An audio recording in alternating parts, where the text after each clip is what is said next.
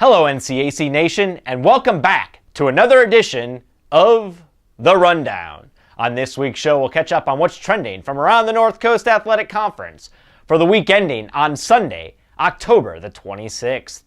We'll open this week's show on the volleyball court as Wittenberg secured its league-leading 20th NCAC title last week, following a pair of wins over Hiram 3-1 on Friday and Allegheny 3-0 on Saturday.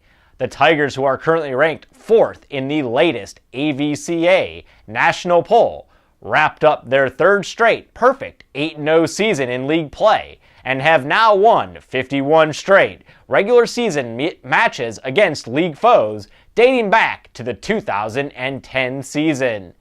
Wittenberg has once again earned the right to host the 2014 NCAC volleyball tournament, which will be held Friday and Saturday, November 7th through the 8th in Springfield. The final tournament seeds will be announced on Wednesday night following the completion of the conference regular season schedule. Let's now head out to the women's soccer pitch, where Wittenberg also vaulted up the league standings into the coveted 4th position after knocking off previous league unbeaten Kenyon 1-0 on Wednesday and also topping Worcester 4-1 on Saturday. The Tigers knocked off the ladies on a goal from senior Chelsea Markham in the 75th minute, while junior Katie Burns provided 1 goal and 1 assist in the 3-goal victory over Worcester. There are only 8 games remaining on the NCAC women's soccer schedule, with 4 being played tonight, October 28th, and 4 more on Saturday. The final seeds for the 2014 NCAC Women's Soccer Tournament will be announced on Saturday following the completion of regular season play. There was also history made on the women's soccer pitch last week as Oberlin improved to 10-6 on the season following a 1-0 triumph over Ohio Wesleyan on Saturday. The 10 wins ties a single-season school record that had only been reached twice in program history in both 1988 and 1989. In addition, senior goalie Katie Frost earned her 5th shutout of the season and 12th of her career against OU. She is now tied with 4 other players for the program's single-season mark and is also tied with 1996 graduate Alyssa Oakley for the school's career shutout record. The Yeowomen are still in play for a slot in the NCAC tournament, but will be challenged this week as they travel to Denison tonight, October 28th, and host Kenyon on Saturday.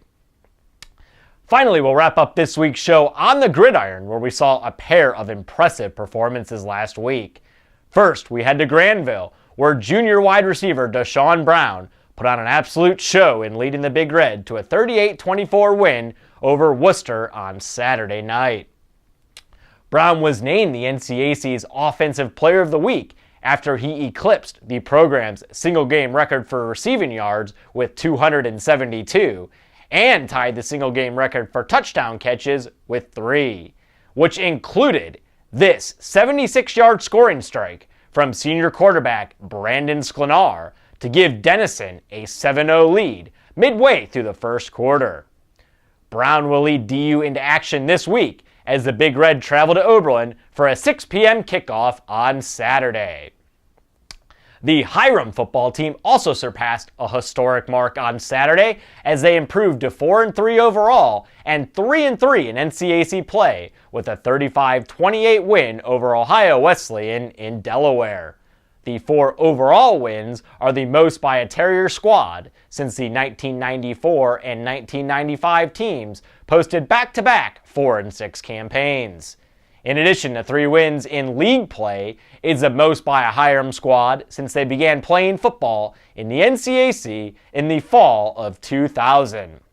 Hiram senior quarterback Robert Partridge has been the key to the Terriers' success this season as he has completed 131 of 242 pass attempts for 1,898 yards and 13 touchdowns.